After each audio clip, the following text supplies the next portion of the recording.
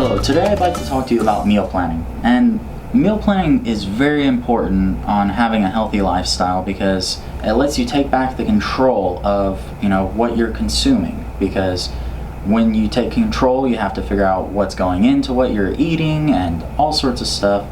And so just planning out the meals that you're having is the first step on a healthy lifestyle.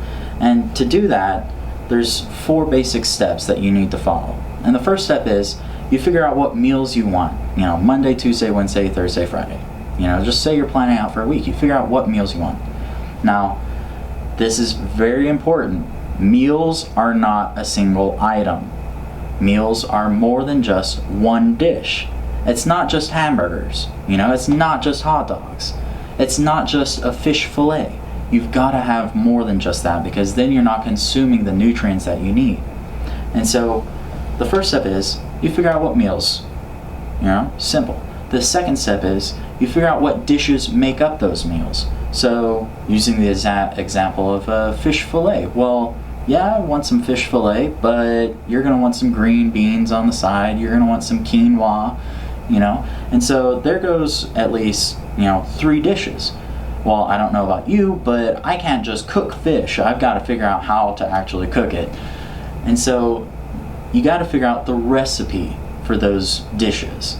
And so what are the ingredients that make up that dish? And that's step 3. And so once you've got the recipe for all the dishes, you've got the list of ingredients. And so with step 3, you've got the list of ingredients and you need to go and check your pantry, your refrigerator, and your freezer to see if you have those ingredients. And while you're doing that, you have to ask yourself 2 important questions. First off, do you even have that ingredient?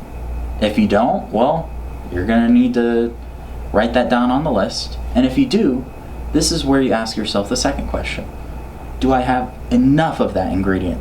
Because I can tell you from experience, trying to cook for 4 people with limited resources, that's going to get a little dicey.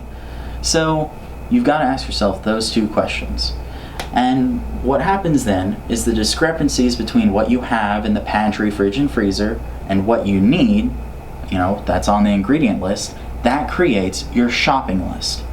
And that leads directly into our next video. Check us out next week.